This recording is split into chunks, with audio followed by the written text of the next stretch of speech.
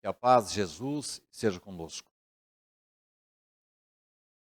Sabeis por que às vezes uma vaga tristeza se apodera dos vossos corações e vos leva a considerar amarga vida?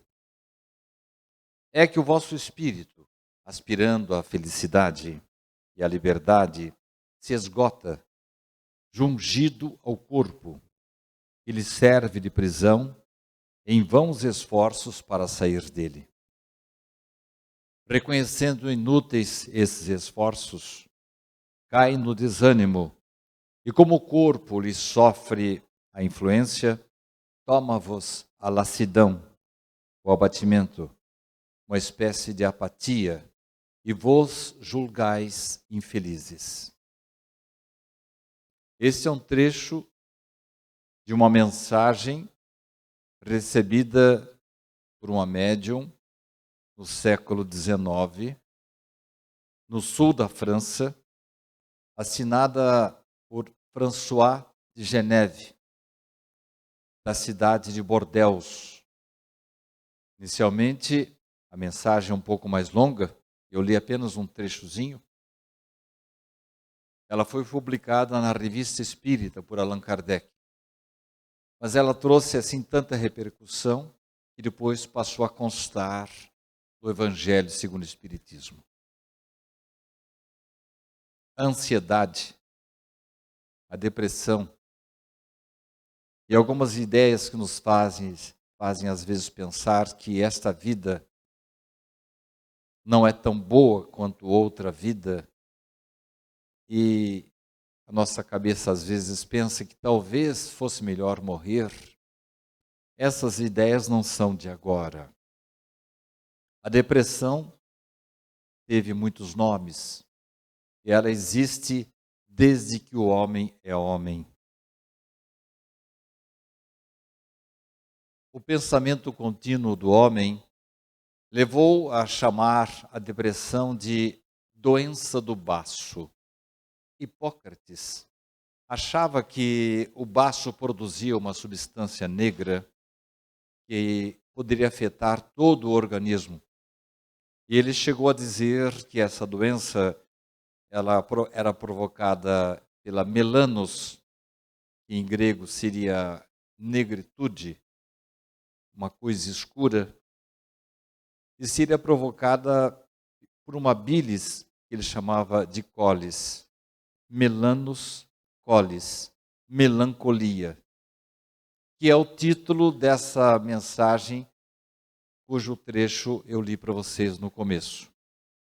Ela é chamada também de crise existencial, sazonalidade, bipolaridade. Diz Mahatma Gandhi que o mundo interior reflete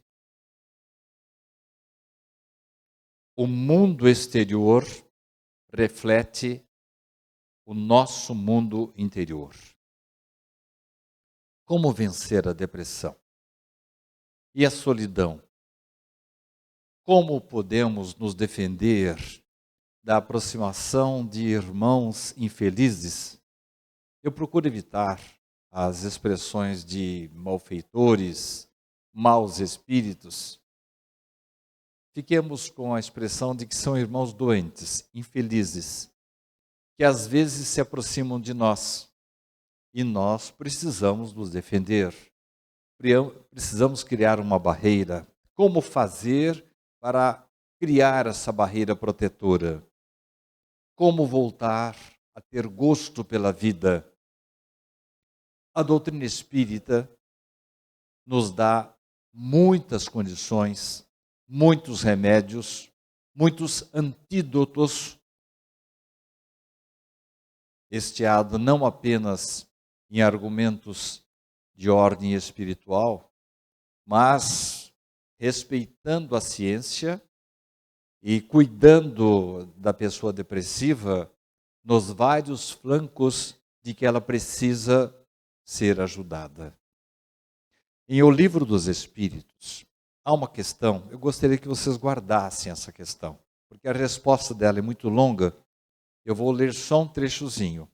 Guardem para olharem em casa a questão 469. Guardaram? 469. A pergunta não diz respeito especificamente a esse assunto que estamos tratando. Kardec indaga assim: por que meio nós podemos neutralizar a influência dos maus espíritos? Praticando bem e colocando toda a vossa confiança em Deus. Se nós pudéssemos sintetizar esta hora que eu vou passar falando com vocês, aqui está a síntese. De que forma eu consigo forças para voltar a ter gosto pela vida, para neutralizar a influência de irmãos infelizes. De que forma eu posso vencer a solidão, o momento terrível por que passa o indivíduo, e só quem sofre a depressão, para descrever, pessoas que não conseguem mais se alimentar, ter uma higiene normal, preferem ficar no escuro, conversando com ninguém, não tem mais ânimo para o trabalho, para visitar um parente, para ir a uma reunião espírita, católica, evangélica. Enfim, uma tendência que, se não for sofreada, se não houver um apoio da família, das pessoas mais próximas, pode evoluir para a tendência ao suicídio. Eu quero lhes contar a história da senhora Moon. Ela está contida no livro de Dale Carnegie,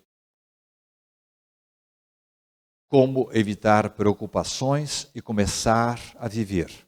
A senhora Moon estava muito infeliz e tinha razões para isso. Vivia muito bem com seu marido, eles se davam muito bem. E eis que dentro dos planos que eles tinham para toda a vida, ele falece perto do Natal. A partir daí, a senhora Moon entrou numa situação muito complicada. Para vocês terem uma ideia, fazia quase um ano do desencarne do seu marido, e ela foi convidada por várias pessoas para as festividades natalinas, e ela declinou de todos os convites, porquanto ela entendia que com a ausência do marido, aquela opressão enorme, aquela concha de solidão, ela estava uma viúva inconsolável. Ela iria estragar, jogar um balde de água fria em toda a alegria natalina. Por isso ela não participou, resolveu não participar de nenhuma festividade. Saiu andando, caminhando, como fazia sempre com seu marido, mas não deu muito certo. Porque quando ela passava pelos lugares que eles visitavam, as lágrimas começaram a correr e a solidão, aquela falta, aquele vácuo interno, havia tomado conta dela. E ela estava de mal a pior. Resolveu fazer uma coisa que costumava fazer com o marido. Pegou o primeiro ônibus que encontrou, sem destino. E ela, durante a viagem, sem saber para onde estava indo, chorando muito, até que em dado momento, o motorista disse: fim de linha, chegamos ao ponto final. Ela olhou de lado, nem sabia onde estava.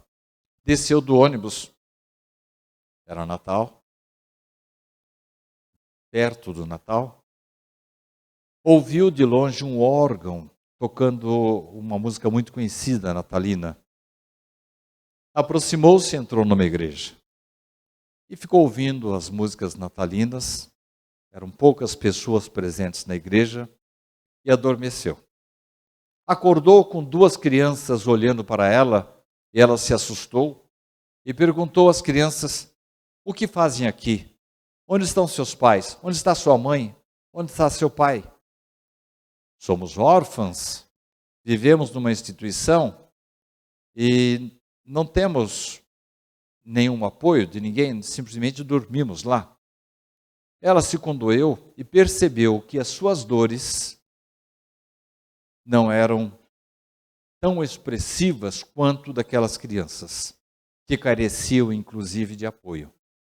Levantou-se, levou as crianças assim um pouco envergonhada, porque ela estava perdendo a sua vida enclausurada, enquanto ela percebeu que as duas criancinhas tinham absolutamente situações piores que a dela. Foi mostrar às crianças a árvore de Natal da praça da cidade. Em seguida, levou as crianças para tomar um lanche, um refrigerante. Depois deu-lhes doces e, finalmente, deu-lhes presentes de Natal. Nem preciso lhes dizer que, a partir daí, a senhora Moon passou a considerar aquelas crianças como protegidas dela, acompanhando a vidinha delas como se fosse uma mãe adotiva. Mas o mais importante foi que, depois daquelas horas que ela passou ao lado daquelas crianças, ela percebeu claramente que, a partir do momento que ela passou a se preocupar com alguém, ela se esqueceu das suas próprias mágoas. A partir do momento que ela olhou para o outro, a sua parte interior ficou esquecida e ela se sentiu muito bem com isso. E a partir dali, ela havia encontrado o meio para superar aquela situação difícil em que ela havia se encontrado com o desencarne do seu marido. Ela sentiu uma felicidade que não sentia há muitos anos, há um ano. Quando ela deixou de pensar nos próprios problemas, tornou-se feliz. Isso é muito comum. Nós temos contato com irmãos que dão plantão no albergue noturno em Bauru. E poucos tempos atrás, eu fiz uma entrevista com um deles. E ele, assim, na gravação estava muito bem, muito feliz. Depois ele me procurou particularmente. Sidney, eu soube que você divulgou uma entrevista que eu dei. Você não imagina como eu estava mal nesse dia. Eu fui para dar o meu plantão no albergue como se fosse um guindaste me puxando. Eu me obriguei a ir. Mas chegando lá, eu encontrei tantas situações tão mais difíceis do que a minha, que você me viu feliz. E eu realmente me tornei feliz com o trabalho para o semelhante. Essas reflexões, caros irmãos, nós encontramos, por exemplo, num grupo de pessoas que eu vi há poucos dias, que se reúnem nos finais de semana. Eles passam sábado e domingo reformando, construindo casas para pessoas idosas, pessoas doentes, que não têm onde morar. E eles não têm qualquer conotação religiosa. São pessoas que trabalharam durante a semana inteira. Inclusive um caminhoneiro que trabalhou de sexta para sábado, a noite inteira, estava lá de manhã com toda a equipe e no domingo à noite, felizes, porque haviam concluído a sua tarefa.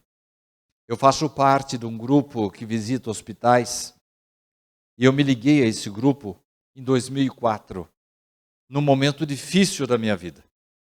E eu senti que eu precisaria fazer algo por alguém para me esquecer um pouco dos meus problemas. Eu senti isso. Mas a partir do momento que eu me integrei a esse grupo que nós chamamos carinhosamente de amarelinhos, é chamado de grupo Irmã Sheila, em nenhum momento eu senti que eu levei de mim. Na verdade, eu recebi muito mais do que eu dei. Essa filosofia, caros irmãos, ela se iniciou muito tempo atrás, no surgimento dos Alcoólicos Anônimos. A primeira cena da criação dos Alcoólicos Anônimos é um homem que estava já no fundo da sarjeta, no fundo do poço, e de repente, ele cambaleando, embriagado, numa das ruas dos Estados Unidos, ele viu um irmão alcoólico caído, machucado, sangrando. Ele encontrou alguém que estava numa situação pior do que a dele. E ninguém ajudava o rapaz que estava caído ali. Ele ia morrer. Mesmo ainda entorpecido pelo efeito da bebida, ele sentiu que se ele não fizesse algo por aquele companheiro, ele iria morrer ali. ele o retirou dali, levou para cuidar dos ferimentos e passou várias horas, depois internou o rapaz no hospital. E o mais interessante é que depois de todo esse trabalho que ele fez, e depois deu continuidade e voltou para ver como que ele estava, ele concluiu algo extraordinário. Durante o tempo que ele ajudou o irmão naquela situação difícil, ele não teve vontade de beber. Foi aí que surgiu os Alcoólicos Anônimos. Eles são motivados para ajudar o companheiro numa via de mão dupla, de que quando nós ajudamos, imediatamente somos ajudados também. A depressão tem várias causas. Tem as causas físicas, as psicossociais, e nós espíritas sabemos que tem causas espirituais também. As causas físicas são relacionadas com distúrbios dos neurotransmissores do nosso cérebro. Precisa ser tratada com medicamento, porque senão a pessoa vai se afundando. Não que ela esteja preocupada com alguma coisa, não, é algo físico. As causas psicossociais já são sobejamente conhecidas por vocês. Divórcios, medo, insegurança no trabalho, pressão no trabalho, estresse, ansiedade, solidão, perda de emprego, perda de pessoas queridas. E tanto a causa física como a psicossocial nos coloca numa situação assim muito propícia à atração de irmãos infelizes. E eu li há poucos dias, a gente diz que estuda as obras básicas, mas não raramente, quando você as relê, você encontra joias que não encontrou na vez anterior. Eu encontrei uma frase contida no Evangelho segundo o Espiritismo, que de uma certa forma sintetiza algumas coisas que eu venho falando há muito tempo no trato do tema da obsessão. E quando nós temos causas físicas e psicossociais que nos colocam no estado depressivo ou nos encaminham da ansiedade para a depressão e a tendência para o suicídio, nós nos colocamos numa situação como se estivéssemos exalando um cheiro, um aroma que atrai de distâncias incríveis espíritos, não que eles venham tentar nos prejudicar. Às vezes não tem relação nenhuma conosco, não são inimigos nossos do passado. Simplesmente são espíritos que sentiram o nosso cheiro. E essa metáfora, que é minha, não é minha, é de Kardec. Os espíritos maus farejam as chagas da alma como as moscas farejam as chagas do corpo.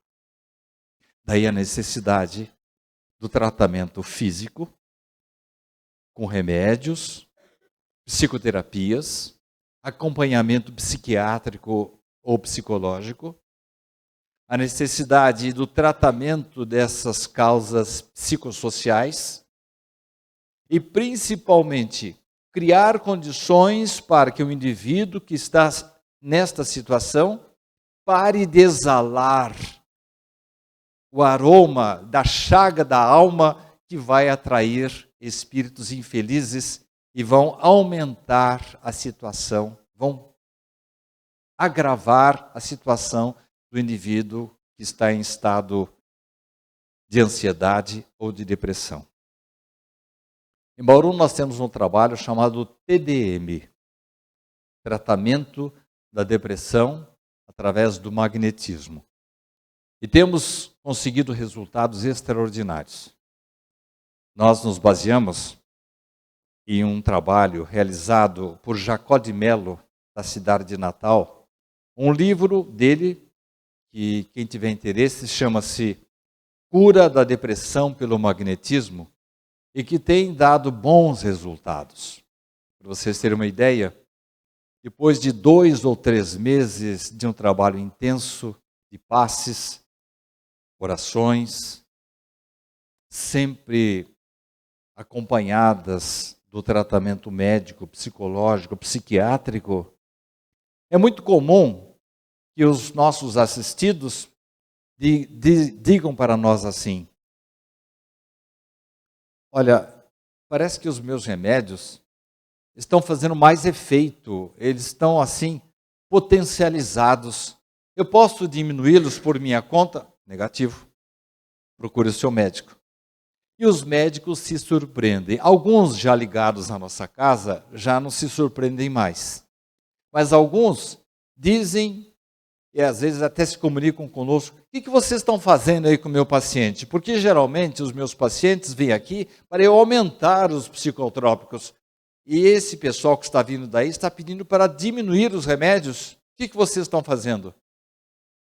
Médicos mais conscientes acabam se aproximando da doutrina espírita, não pela filosofia, que é o argumento maior de convencimento àquele simpatizante da doutrina, mas assim como Brian Weiss, de repente não era reencarnacionista e tornou-se reencarnacionista porque baseou-se nos casos dos seus pacientes que começaram a narrar coisas de outras vidas. Ele foi lá pesquisar. Esses médicos costumam se aproximar de nós. O que vocês estão fazendo com o meu paciente que está melhorando? Então, sem dúvida, a doutrina espírita, além de explicar as causas das nossas dores, nos traz medicamentos preventivos, situações que nos habilitam a lutar contra este verdadeiro mal do século. Chico Xavier costumava dizer que a laborterapia é um dos argumentos mais fortes. Ele dizia assim uma frase: quem sofre de depressão deve fugir da cama, deve fugir do sofá. A depressão, diz Chico, pede o remédio do trabalho. A pessoa triste necessita ser motivada. Olha como ele fala. Ele sabe que é difícil. Precisa ser motivada para as pequenas tarefas que consiga executar. E sem dúvida, o trabalho, a laborterapia e, por extensão, o trabalho em favor do próximo é um elemento espetacular, extraordinário para enfrentarmos a depressão. Não sei dizer quantas vezes, diz Chico Xavier, eu vim para o trabalho do centro uma certa tristeza, vim de arrasto mesmo, mas ouvindo a dor de tanta gente, eu percebi que a minha era insignificante. A Organização Mundial da Saúde diz que em 2020 a depressão vai se tornar a segunda maior causa de morte do planeta Terra. E destaque-se também o efeito Werther. O efeito Werther é baseado num livro chamado Os Sofrimentos do Jovem Werther. Alguns países proíbem a divulgação das notícias de suicídio, porque, infelizmente, o suicídio pode contagiar. O suicídio por contágio acontece. Então, uma celebridade está envolvida, pode provocar o que eles chamam suicídio em série. Daí, porque às vezes as autoridades escondem a causa real de uma morte. Eu estive lendo há poucos dias a solidariedade na depressão. Li vários casos. Porque a depressão não envolve apenas uma pessoa. Ela acaba envolvendo todas as pessoas da casa. Me chamou a atenção um caso de um jovem que estava num quarto, não se alimentava mais, não tomava mais banho, não queria contato com ninguém. E a única maneira que a família conseguiu de aproximação foi através de uma ex-namorada. E esta moça dá um depoimento extraordinário. O depoimento é longo, vou tentar resumir para vocês. Diz ela que chegou até lá, ele estava 8 quilos mais magro, dias sem comer, sem tomar banho. Com muito custo ela conseguiu removê-lo até o sofá da sala e ficou 4 horas limpando o quarto dele. Depois conseguiu que ele tomasse um banho e finalmente conseguiu alimentá-lo e o tirou da casa. Essa ex-namorada literalmente salvou a vida desse rapaz. E mais interessante, mesmo depois de superar a fase mais crítica, em nenhum momento, assim como um alcoólico ou um viciado qualquer, admitiu que ele estava sem controle. Não era só uma fase que logo iria passar. E este é o argumento principal dessas pessoas que precisam da nossa ajuda, porque o caminho que normalmente essas pessoas tomam é terrível. Ele não tem volta. Porque quando nós nos suicidamos, nós partimos da frigideira para o fogo. E quem ler, por exemplo, Memórias de um Suicida, de Camilo Castelo Branco, na psicografia incrível de Ivone Pereira, vai perceber ali que qualquer sofrimento da terra não se compara ao sofrimento de um suicida.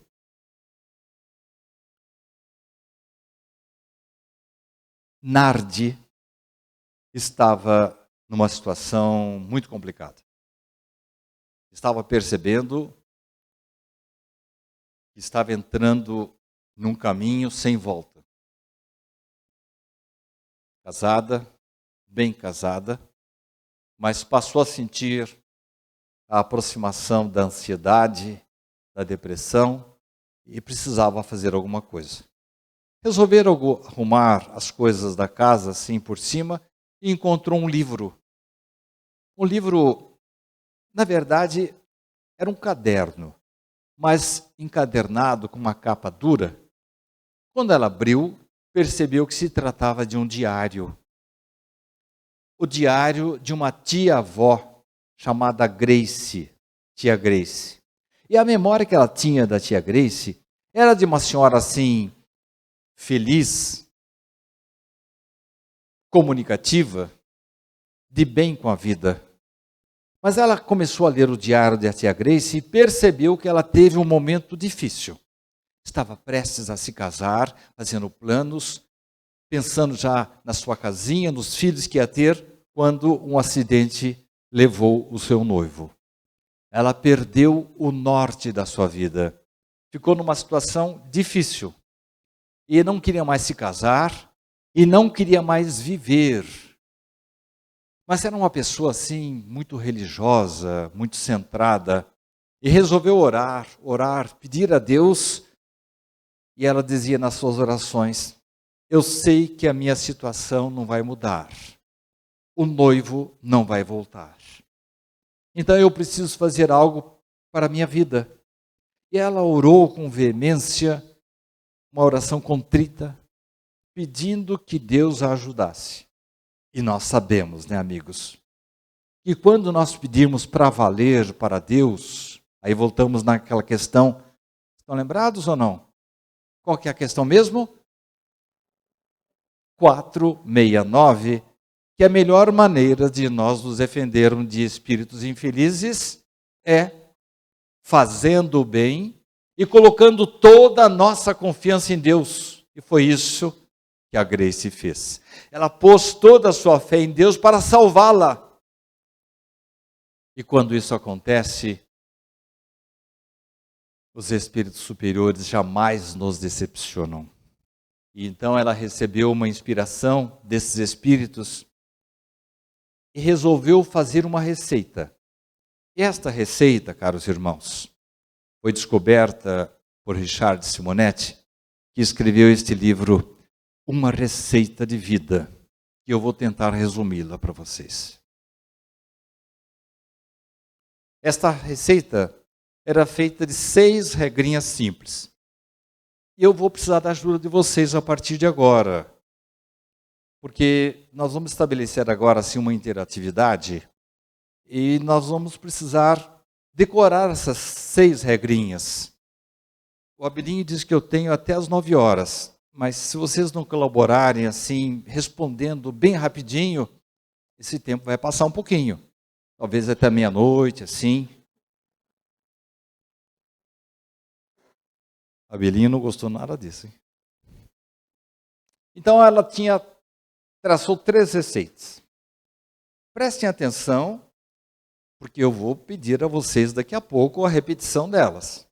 A primeira regra da receita da tia Grace: fazer algo por alguém.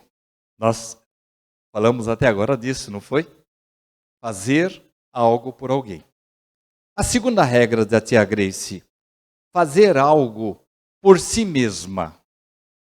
A terceira: fazer algo que não tenha vontade, mas precisa ser feito. A quarta regra: fazer um exercício físico. Quinta: fazer um exercício mental. Sexta e última: orar, agradecendo a Deus a dádiva da existência. Ela limitou as suas regras a 6 e ela era o que ela achava que ela tinha condição de fazer. E tratou de colocá-las em prática. A primeira regra, que é... Vamos organizar isso aí, gente? Como que é mesmo? Fazer algo por alguém. Vamos repetir? Ela descobriu que tinha uma vizinha que estava com problemas de saúde. E então ela foi ao açougue e comprou mocotó. E segundo a minha avó, geleia de mocotó é o remédio para todos os males. E nós estamos aqui falando do século XIX. E a tia Grace foi ao açougue, fez a geleia de mocotó e levou para a sua vizinha. No exercício de solidariedade que começou desde a hora que ela foi ao açougue, fez a geleia e levou para a sua vizinha. Passou para a segunda regra, que seria... Como que é mesmo? Então vamos organizar? Isso, fazer algo por si mesmo. Ela tinha um chapéu meio velho, encostado. A primeira coisa que ela fez foi trocar o feltro do chapéu. Depois arranjou algumas flores artificiais e pôs no chapéu. E depois, no final, ela pôs um delicado véu no chapéu. Pôs o chapéu e recebeu elogios da família, que ela ficou muito bem naquele chapéu. Passou para a terceira regra. Qual que é mesmo, gente?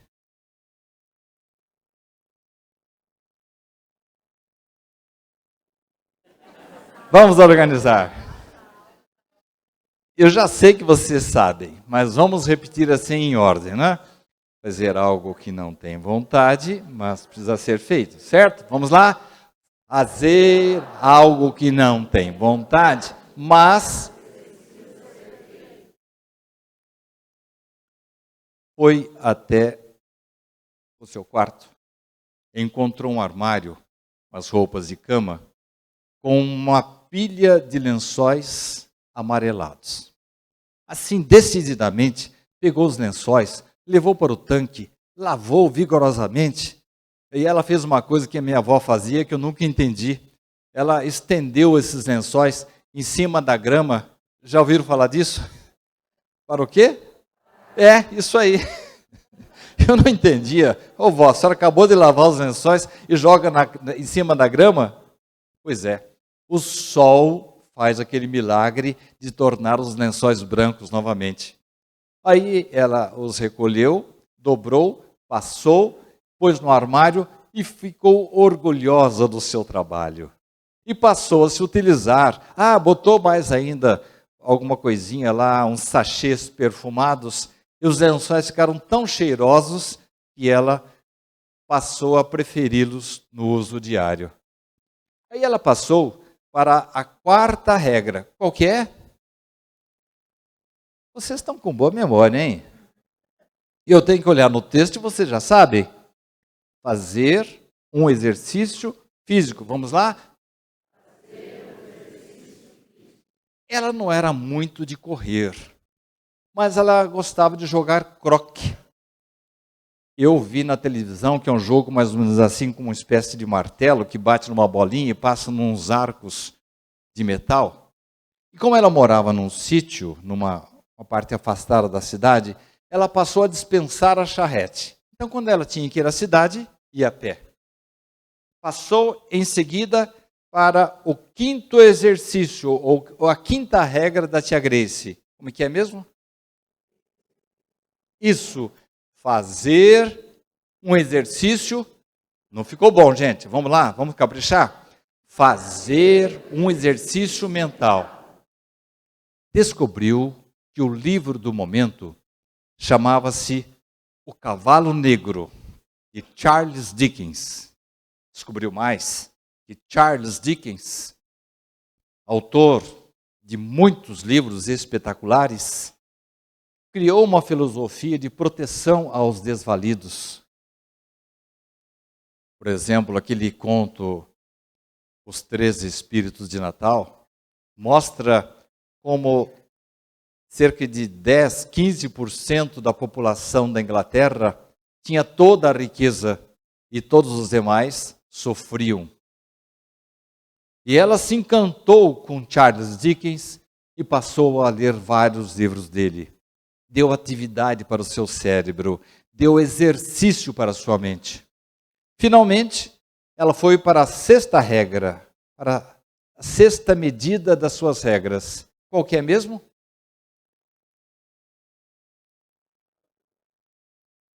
Vamos organizar. Orar, agradecendo a Deus, a dádiva da existência. Certo? Vamos lá todos juntos? Orar, agradecendo a Deus, dádiva. Ela não gostava de ir à igreja, sabem por quê? Quando ela ia, ela ficava reparando na roupa das outras senhoras. Isso não acontece hoje em dia, né? E ela então se dispersava e não orava direito. Aí ela lembrou-se, ou descobriu, que nos fundos do seu sítio, o rio que passava fazia uma curva e criava uma espécie assim de piscina, uma pedra muito grande, e ali ela passou a orar. Vocês querem saber de quem que eu me lembrei quando eu vi essa descrição dela? Do Chico. Quando em 1931, pela primeira vez, ele teve contato com Emmanuel, que lhe traçou 3 regras para a mediunidade. Vocês lembram dessas 3 regras? Disciplina, disciplina, disciplina. E foi assim que a tia Grace, sentada naquela pedra, na curva do rio, ela passou a desenvolver uma ideia extraordinária. Ela queria, a partir dali, desenvolver uma ação de graças por sua vida, pedindo a Deus que a deixasse florescer onde estava plantada. Olha que frase extraordinária. Se nós pudéssemos sintetizar toda a nossa conversa desta noite, eu acho que esta frase seria realmente o resumo. Florescer onde estamos plantados. Sermos úteis. Sermos úteis aos nossos filhos, ao nosso marido, à nossa esposa, aos nossos colegas de trabalho. Sermos úteis aos irmãos de religião, de um mesmo centro espírita, de uma igreja, de um templo evangélico. Sermos úteis no local do trabalho ou mesmo em trabalhos de cidadania. Florescer onde estamos plantados. E ela descobriu mais, que ela sairia dali, ela se livraria do sarcófago do egoísmo em que se encontrava.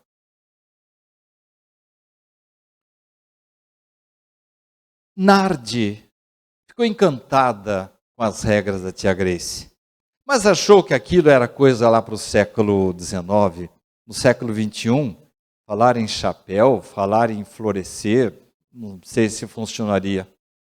Mas, infelizmente, a depressão pegou firme em Nardi e ela não teve outra alternativa senão tentar aplicar as regras da tia Gracie. E começou pela primeira regra, que é, de novo, fazer algo por alguém? Fazer algo por alguém. Descobriu que nas proximidades da casa dela havia uma senhora de idade de 85 anos que ela julgava estivesse muito infeliz, muito solitária. E então pegou um vasinho de flores, resolveu levar para aquela senhora. Telefonou antes, ela disse, não, pode vir. E foi até lá e ela não encontrou uma mulher infeliz. Encontrou uma mulher de bem com a vida. Encontrou uma mulher alegre, jovial, comunicativa. E ela saiu dali satisfeita, feliz, porque ela tinha tentado fazer algo por alguém e, ao mesmo tempo, havia recebido um banho de otimismo, de felicidade, um banho de amizade, um banho de felicidade que extravasava daquela senhora de 85 anos. Estudos feitos por psicólogos dizem que uma ação boa nos dá automaticamente 4 horas de bem-estar. Estão percebendo que muitas das atitudes que devemos tomar para nos prevenirmos contra a ansiedade e a depressão estão assim nas nossas mãos? Nardi logo testemunharia que o fato de fazer algo por alguém lhe traria uma sensação muito, muito agradável. Partiu para a segunda regra. E qual que é mesmo? Olha só, você já... Vamos só dar uma reafirmadinha, né? Que alguns lá atrás ficaram meio receosos. Fazer algo por si mesmo. Vamos lá? Ela não tinha aquela história do chapéu. Mas quem lhe deu a solução foi aquela velhinha de 85 anos que se chamava Phillips. E ela falou, minha filha, de vez em quando nós temos que pensar em nós mesmos. Ao final da tarde, tome um banho de imersão com ervas aromáticas. Mas onde eu vou encontrar? Onde eu vou comprar essas ervas? Já encontrou, estão aqui no meu jardim.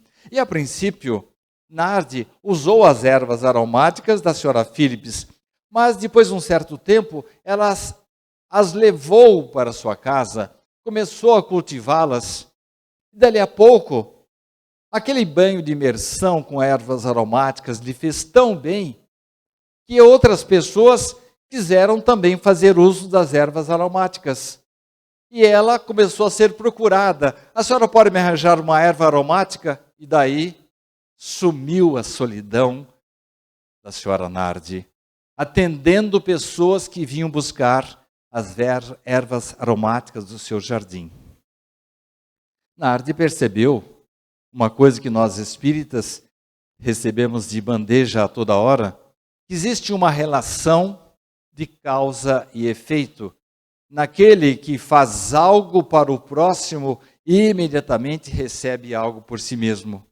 E quando fazemos algo para o próximo, nós nos sentimos melhor e com mais ânimo para tornar a fazer o bem para o nosso próximo. Então cria-se um moto contínuo do amor, um moto contínuo perpétuo, um moto perpétuo do bem. Quando nós conseguirmos entrar nesta situação, de quando a gente faz o bem, faz algo para alguém. E olha, gente, não estamos falando aqui somente de você visitar uma pessoa doente, ir a um presídio, a um hospital. Não estamos falando só disso. Às vezes, um simples telefonema. Às vezes, um simples e-mail que você manda para alguém. Às vezes, uma simples conversa com um colega de trabalho. Porque a gente tem a mania de cuidar só da vida da gente, não é assim? E o resto que se lasque. E, na verdade, às vezes, o próximo que está ali passando por um problema é simplesmente a ponte para nós nos sentirmos melhor.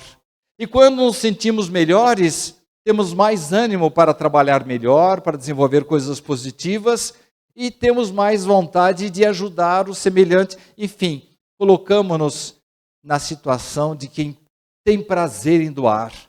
Sabe aquelas senhoras que aplicam passes e nós chamamos de benzedeiras? Quando pequeno, tinha muita dor de barriga, minha mãe me levava, às vezes, domingo à noite, tarde da noite, e uma senhora negra, e ela morava numa casa assim que não tinha nem chão, você via assim, os buracos nas telhas, e ela passava ali um ramo de arruda, numa cinza, numa água, e passava na minha barriga, e soltava uns puns ali, daqui a pouco eu estava ótimo. Quando que essa mulher se recusou a ajudar alguém? Jamais. Criou-se nela o moto perpétuo do bem. Humilde, sem cultura, mas com uma cultura extraordinária, a bondade de Jesus no seu coração. Partiu para a terceira regra, que é fazer algo e deve ser feito, mas não tem vontade. Vamos lá? Fazer algo e não deve ser feito, mas não ficou bom, hein, gente? Vamos lá de novo. Fazer algo que deve ser feito, mas lembram-se que eu falei no começo que a casa dela estava uma bagunça, ela havia se mudado há pouco tempo e o seu escritório estava. Ela foi lá, começou a organizar.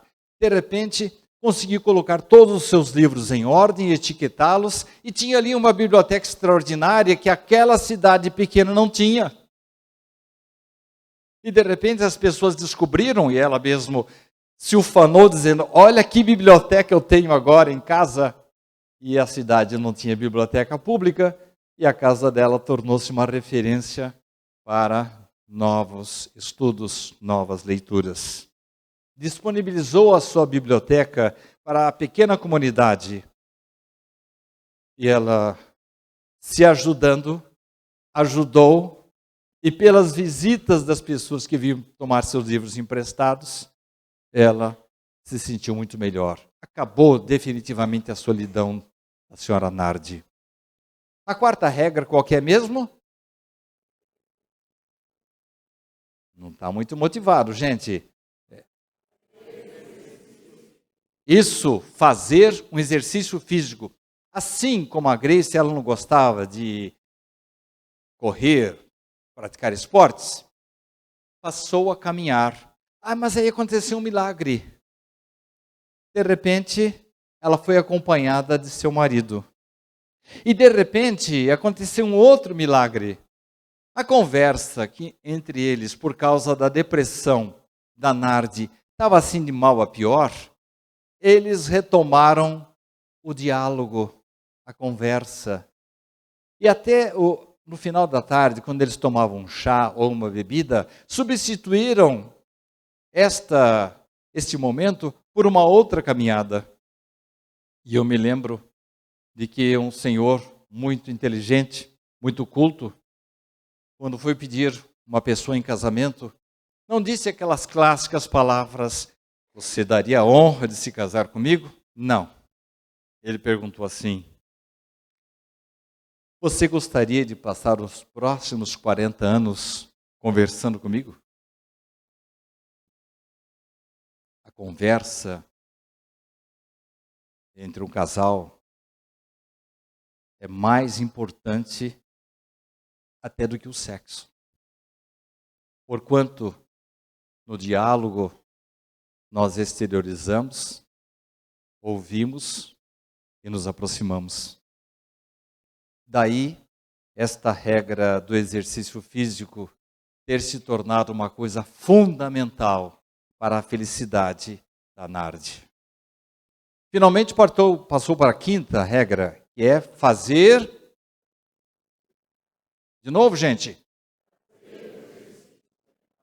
Entrou num curso de poesia, cuja tarefa semanal era decorar uma poesia. E ela se divertia quando ia a um consultório, estava numa fila de ônibus e ficava declamando, baixinho, sim, só para ela, para não pensar, as pessoas não pensaram que ela estava louca. Mas ela adorou conhecer novas poesias. E eu me lembrei que por volta de 1962, Richard Simonetti me chamou no apartamento dele e me deu um livro desse tamanho assim. Leia. E eram poesias clássicas. Fui devolver para ele. Não, quero que você decore. Mas para que, Richard? 1962, somente 12 anos mais tarde que eu iria fazer a minha primeira palestra espírita. Ninguém tem uma memória prodigiosa, disse Richard, e ele tem. Mas basta exercitarmos a nossa memória. E isso trouxe algo que agradou muito Nardi, e trouxe atividade mental. E quem está em atividade mental, lembremos do Chico, da laborterapia, quem está trabalhando mentalmente foge da ansiedade e da depressão.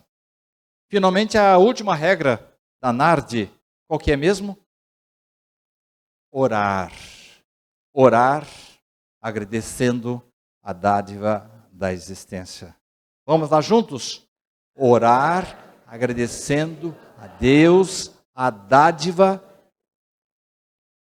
Ela não tinha problemas para ir a uma igreja. Pegou uma igreja bem pequenininha, que de manhã tinha pouca frequência. Aliás, André Luiz costuma dizer que estas missas, bem de madrugada, são as mais concorridas dos espíritos benevolentes, porque as pessoas que estão ali estão para orar mesmo, e não para ver a roupa do outro ou mostrar a sua própria roupa. E então, ela ali desenvolveu aquela mesma regra da tia Grace, pedindo a Deus a força para que ela pudesse florescer na sua existência. Fazer florescer onde estava plantada. É verdade, caros irmãos, que todos nós somos missionários. Cada um de nós que está aqui dentro tem uma missão para cumprir. Diz Allan Kardec em O Livro dos Espíritos que todos nós, todas as pessoas, por pior situação em que esteja, pode fazer algo por alguém, por sua cidade, por seu país, por seu planeta. E então, eu entendo que a frase florescer onde fomos plantados é fundamental para nós nos conscientizarmos e colocarmos em prática esse potencial que todos nós temos. É só descobrir aonde é que nós podemos ser úteis, aonde nós podemos florescer. Alguém pode ficar bem, pode melhorar a sua vida cumprindo uma receita? Não sei, disse Nardi. A verdade é que só sei que depois que comecei a seguir esses preciosos preceitos, deixei de pensar em mim e me tornei mais dedicado aos outros. E, consequentemente, a partir dali, adotei o lema da tia Grace: florescer onde estou plantada.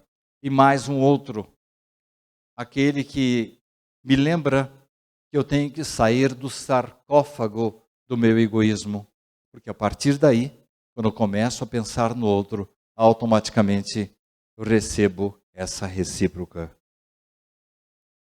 É preciso sair do sarcófago do egoísmo. Eu quero encerrar a minha participação trazendo a vocês uma letra. Não é uma música espírita, mas é uma inspiração extraordinária de um maluco beleza, que na parceria com Paulo Coelho disse este texto: veja, não diga que a canção está perdida. Tenha fé em Deus, tenha fé na vida. Tente outra vez. Beba, pois a água viva ainda está na fonte. Você tem 2 pés para cruzar a ponte. Nada acabou. Não. Tente. Levante a sua mão sedenta e recomece a andar. Não pense que a cabeça aguenta se você parar. Não. Não. Há uma voz que canta, uma voz que dança, uma voz que gira bailando no ar. Queira, basta ser sincero e desejar profundo. Você será capaz de sacudir o mundo. Vá, tente outra vez, tente. E não diga que a vitória está perdida, se é de batalhas que se vive a vida. Tente, tente outra vez. É preciso insistir, caros irmãos. É preciso respeitar a oportunidade grandiosa da vida que Deus nos deu. Deus não coloca fardos nas nossas costas superiores às nossas potencialidades.